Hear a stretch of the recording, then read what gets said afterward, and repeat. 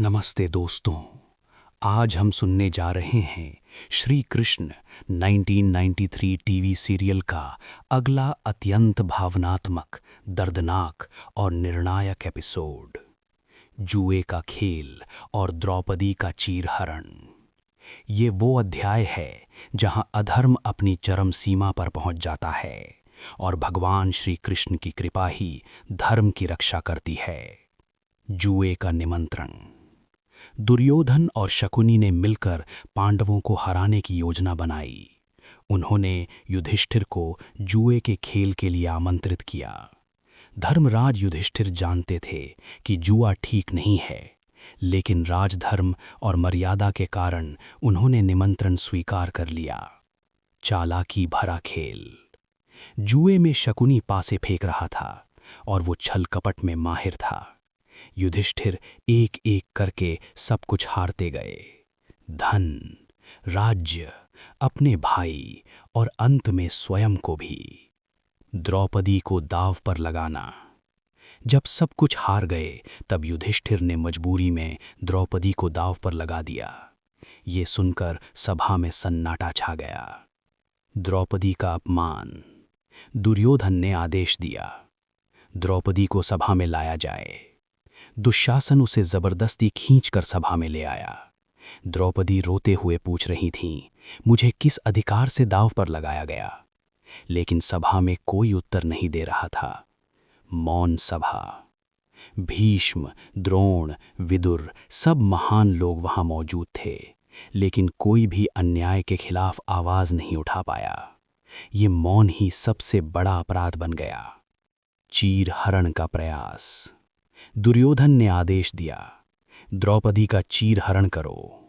दुशासन ने द्रौपदी की साड़ी खींचनी शुरू कर दी। कृष्ण की पुकार। द्रौपदी ने अपनी पूरी शक्ति से भगवान श्री कृष्ण को पुकारा, हे गोविंद, अब केवल आप ही मेरी रक्षा कर सकते हैं। चमत्कार। तभी एक अद्भुत चमत्कार हुआ। जैसे ही दुशासन साड़ी खींचकर साड़ी बढ़ती जाती, वो थक गया, लेकिन साड़ी खत्म नहीं हुई। कृष्ण की रक्षा। ये भगवान कृष्ण की कृपा थी। उन्होंने द्रौपदी की लाज बचाई। सभा में सभी लोग आश्चर्यचकित रह गए। भीम की प्रतिज्ञा। ये अपमान देखकर भीम क्रोधित हो उठे। उन्होंने प्रतिज्ञा की, मैं दुशासन का रक्त पीऊंगा और दुर्योधन की जांघ तोड़ूंगा। धृतराष्ट्र का भय। ये सब देखकर धृतराष्ट्र डर गए। उन्होंने तुरंत द्रौपदी से क्षमा मांगी और पांडवों को सब कुछ वापस लौटा दिया। फिर से जुआ। लेकिन दुर्योधन ने फिर से जुए का खेल करवाया। इस बार शर्त थी, जो हारेगा उसे 12 वर्ष वनवास और 1 वर्ष अज्ञातवास करना होगा। युधिष्ठिर फिर हार गए। वनवास की शुरुआत। अब पांडवों को राज्य छोड़कर वन में जाना पड़ा। द्रौपदी के साथ वे दुख भरी यात्रा पर निकल पड़े। कृष्ण का वचन। जब कृष्ण को ये सब पता चला तो उन्होंने कहा, अब अधर्म का अंत निश्चित है। इस एपिसोड का महत्व। ये महाभारत का सबसे महत्वपूर्ण मोड़ है, जहां अधर्म चरम पर है और धर्म की परीक्षा शुरू होती है। कथा का संदेश। इस गहरी और दर्दनाक कथा से हमें ये सीख मिलती है, अन्याय के खिलाफ आवाज उठानी चाहिए। मौन रहना भी अपराध है और भगवान अपने भक्तों की रक्षा अवश्य करते हैं।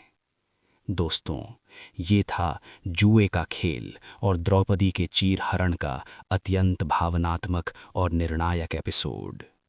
अब आगे की कहानी में हम जानेंगे पांडवों का वनवास और कृष्ण का मार्गदर्शन।